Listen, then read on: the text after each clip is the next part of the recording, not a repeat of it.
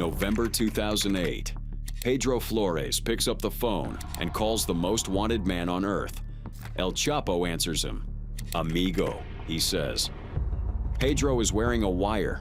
2 months later, his father will be dead in the Sinaloa desert. Margarito Flores and his twin brother Pedro were once considered to be the biggest drug traffickers in Chicago. Both had strong ties to the Sinaloa cartel until they decided to become informants for the government, and that helped bring down the most wanted and feared Mexican drug lord, Joaquin El Chapo Guzman. This is the story of how two identical twins from Little Village, Chicago, became the biggest drug informants in American history.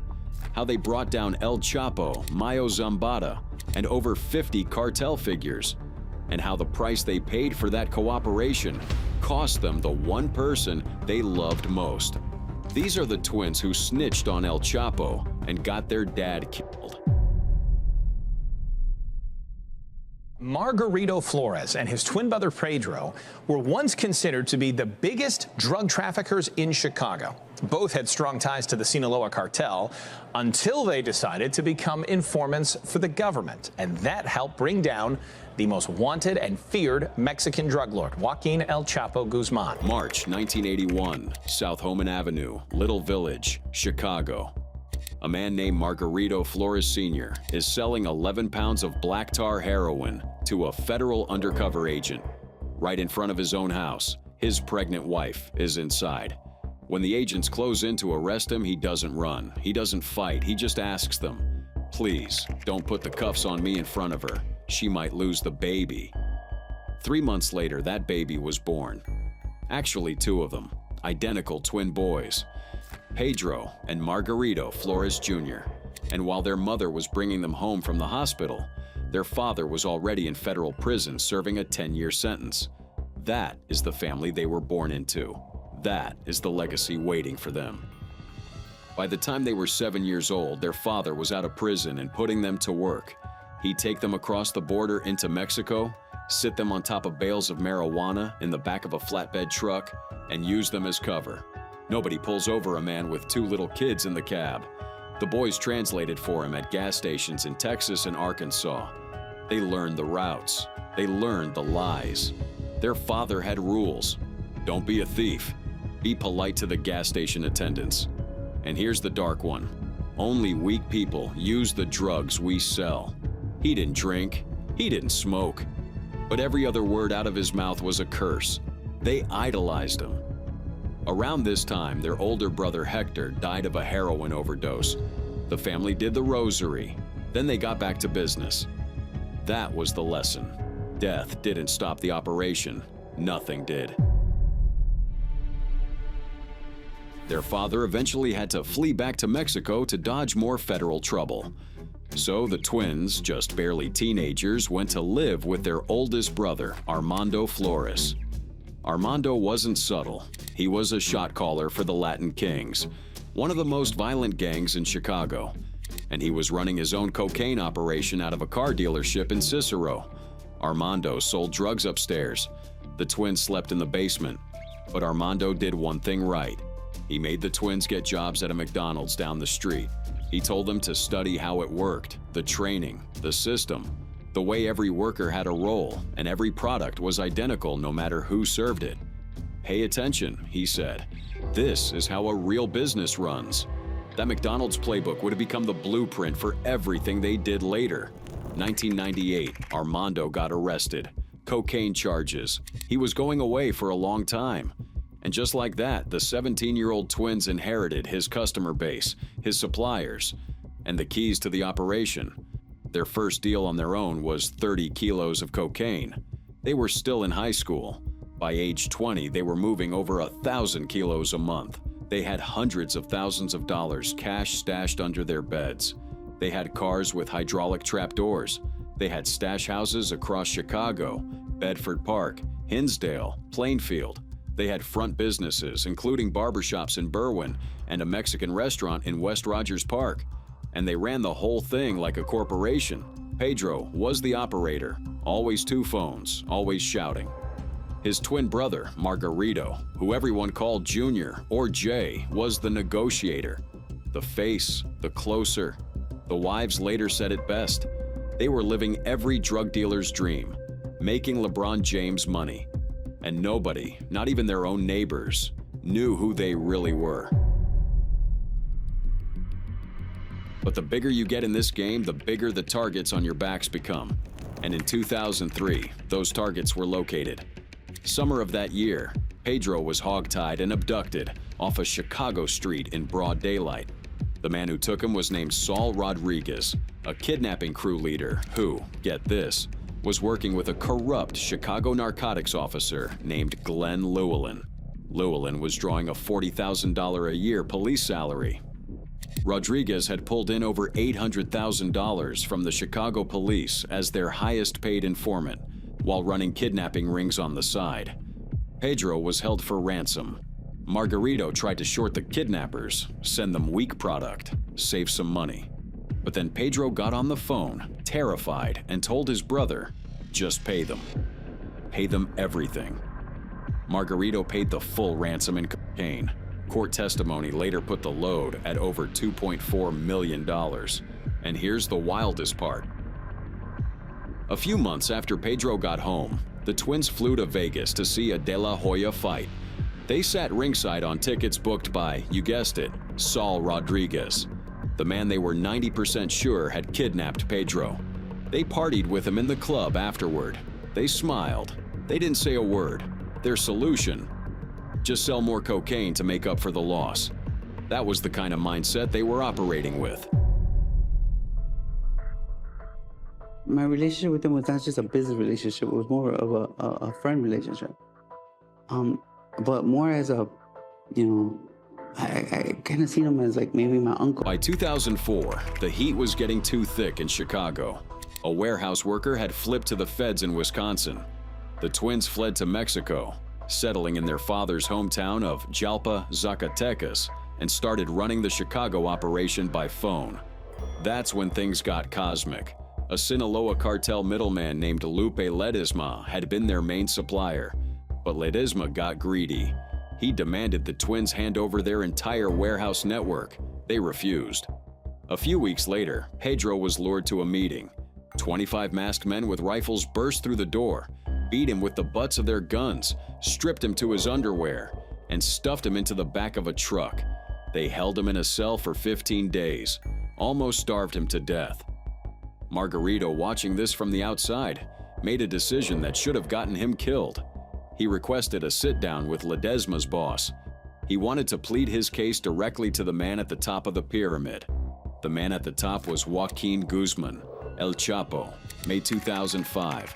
Margarito flew on a tiny private plane to a runway carved into the side of a Sinaloa mountain.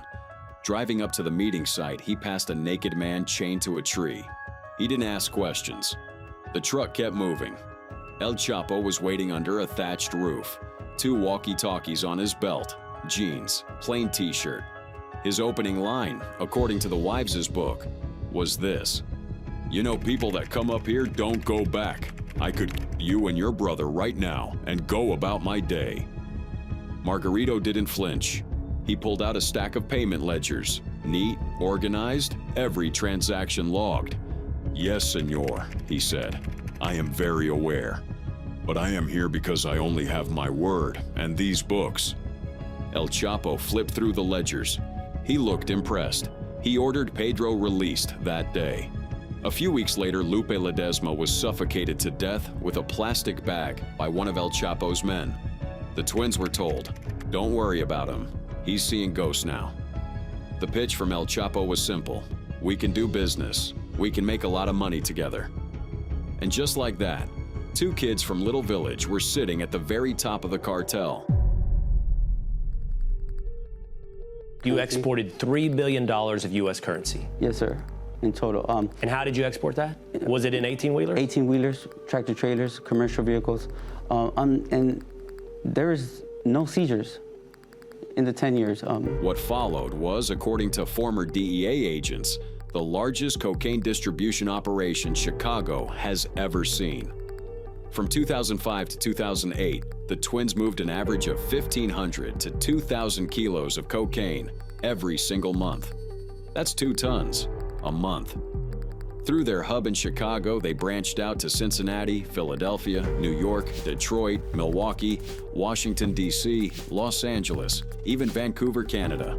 The wives' book says El Chapo and Mayo Zambada were sending them 400 kilos every 5 days. 400 kilos every 5 days. Their wholesale price from El Chapo was $15,000 a kilo. Court records confirm they personally moved over 60 tons of cocaine for the cartel during this stretch, worth around $800 million on the street, plus another 200 kilos of heroin worth $10 million. They invested in one of the cartel's narco submarines. They invested in one of the 747s used to fly cocaine north out of Colombia, with all the seats stripped out.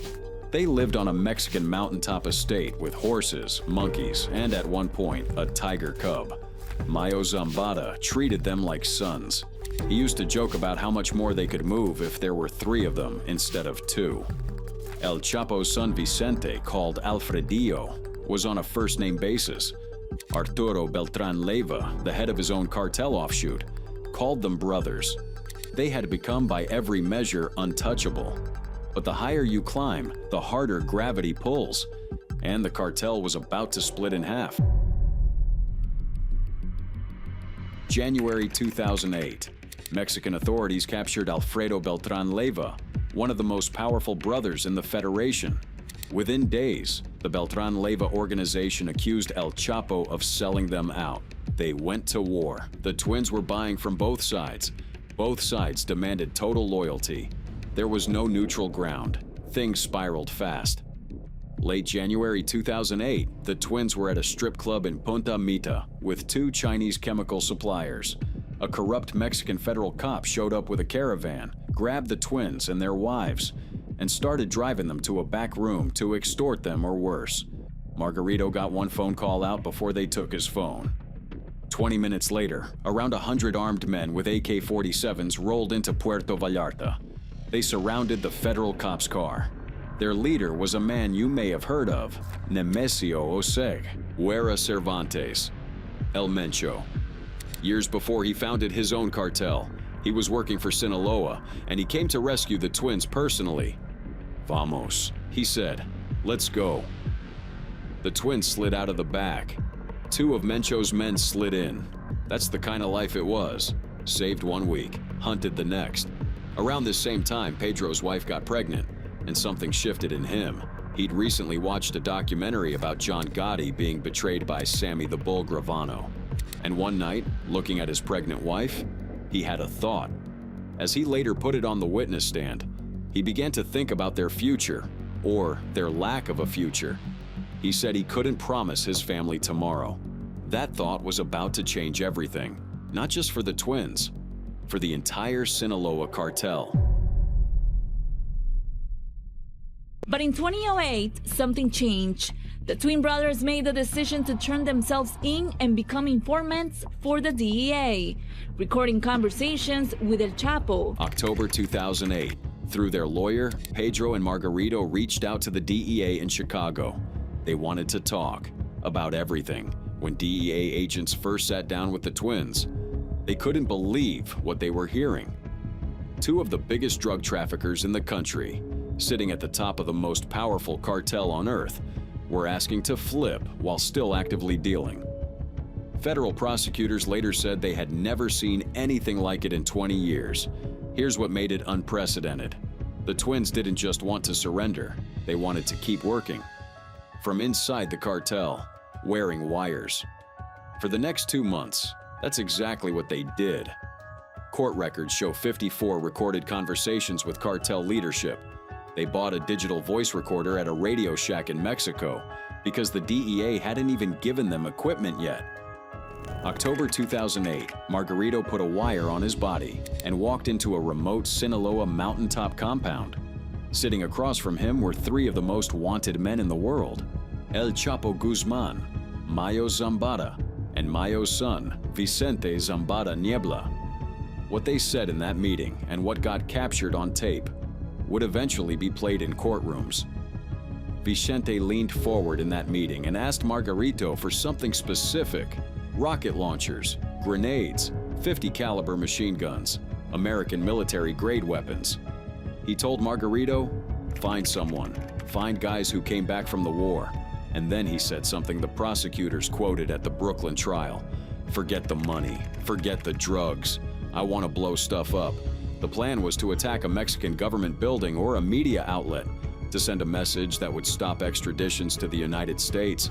It was all on tape. Then came November. Pedro got El Chapo himself on the phone. Twice. In the first call, Pedro pretended a heroin shipment had come in low quality. In the drug game, you don't do this. You don't accept a load and then renegotiate. Margarito later said it was the kind of move that gets you killed. But Pedro tried it anyway. El Chapo greeted him on the line. "Amigo," he said. Pedro pitched the price reduction. "If you can drop it from 55 to 50,000 a kilo, I can pay you tomorrow." El Chapo paused. Then he agreed. Saved Pedro about $100,000 on the load. Even threw in 40 more kilos a month going forward. The twins had just gotten the most wanted man on earth on a wiretap, talking specific quantities and prices for heroin. 2 phone calls. The DEA later said those tapes were the single most consequential drug case wires in American history. November 30th, 2008, U.S. agents called the twins. They had 2 hours. Get out now. The brothers grabbed their wives and kids, left everything behind, and crossed the border into the United States to surrender. They had no idea what was coming next. When we made the decision to betray them, because it was a betrayal, it was not just a betrayal of Chapo and Mayo, it was a betrayal of the whole organization. We were always trying to please the people we idolize and please everyone else, and we finally decided to make a decision that was going to be best for our family. Word spread fast in Mexico. The Flores twins had flipped. Everyone they had ever worked with was now in danger. The U.S. government brought their father, Margarito Flores Sr., into the country for protection. He was a key witness. He was a target. He didn't listen. Against direct orders from federal agents, against his own sons begging him not to do it, the old man went back to Mexico. The wives later said he had personal business he wouldn't explain. His last conversation with his sons, according to his daughter-in-law, was him calling them cowards. He said cooperators were the lowest form of life. He told them, "You don't know what they're capable of. They're gonna kill all of us." Then he got in his car and drove south into Sinaloa. Within days, his car was found abandoned in the desert. Tires intact, doors unlocked, engine off, nobody inside.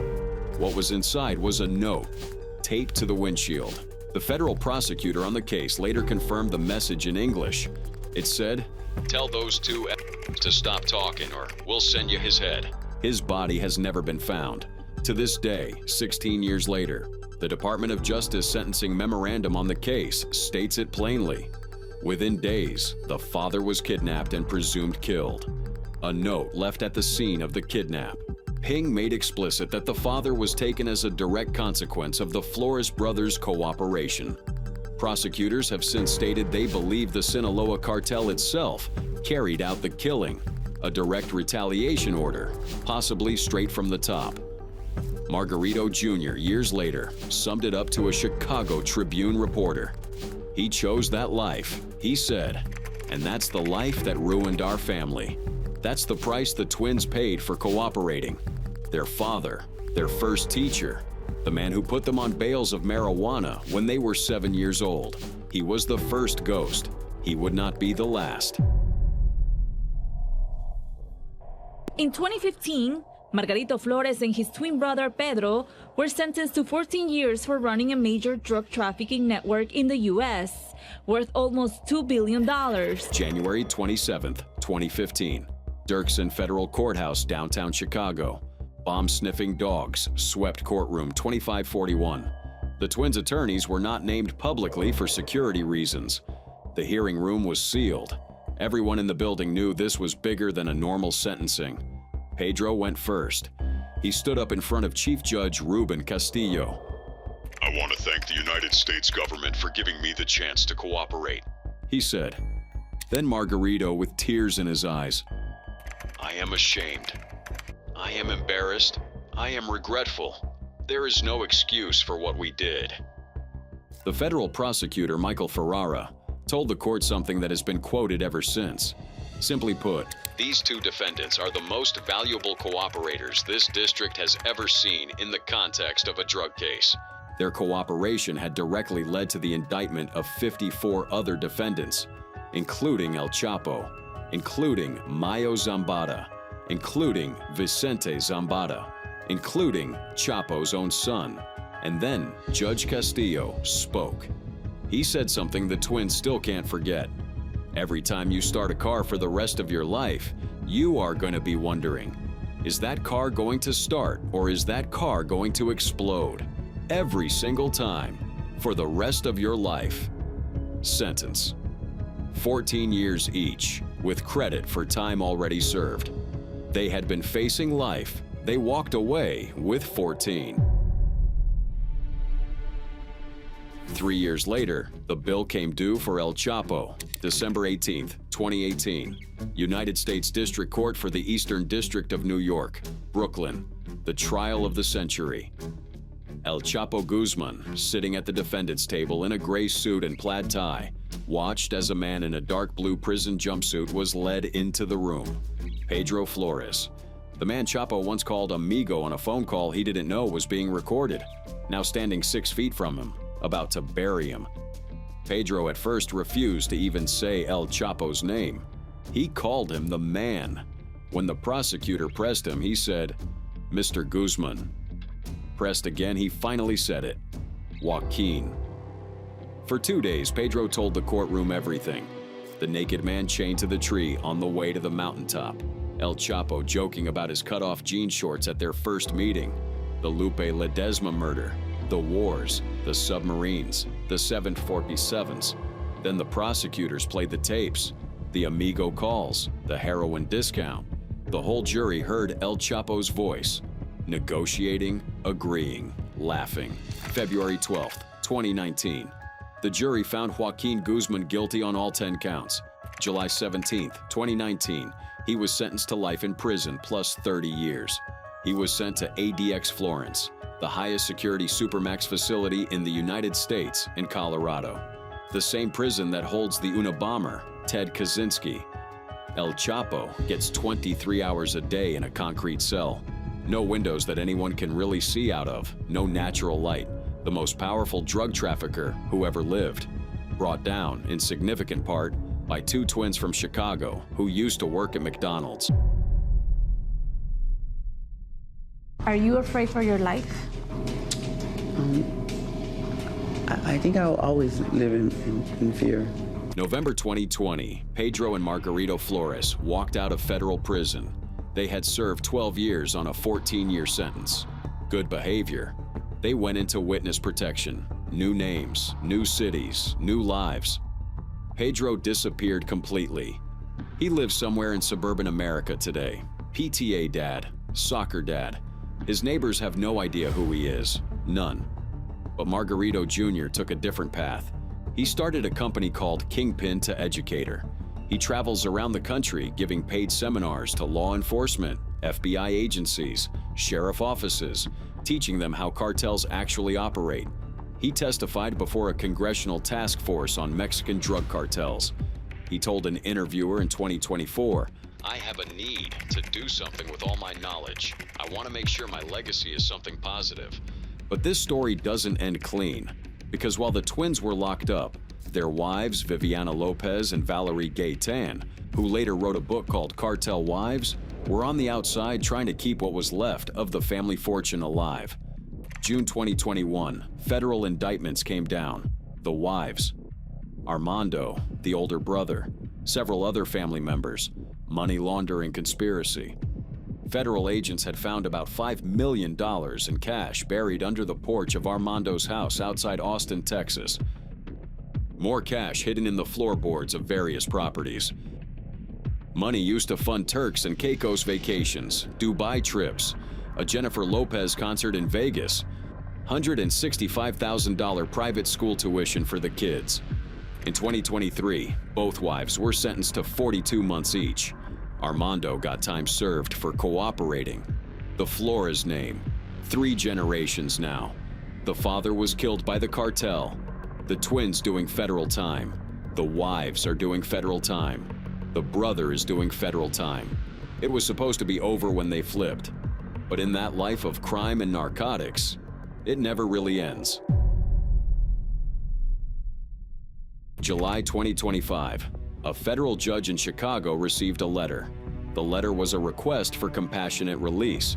The man asking for mercy was Saul Rodriguez, the Chicago kidnapper who in 2003 hogtied Pedro Flores and held him for a $2.4 million cocaine ransom. The man writing the letter on his behalf? Margarito Flores Jr. He told the court he forgave him. He said it was time to let it go. That's where this story sits today. The most expensive drug informants in American history. The reason El Chapo will die in a concrete cell. The reason Mayo Zambada eventually got pulled into a New Mexico hangar in handcuffs. The reason 50-plus cartel figures sit in federal prisons. And the reason a windshield in the Sinaloa desert had a note on it that destroyed 3 generations of one family in Little Village, Chicago. Their father is still missing, 16 years, and counting. Some choices echo forever. The twins made theirs in October of 2008, and every time one of them starts their car, somewhere out in suburban America, they're still listening for what comes next.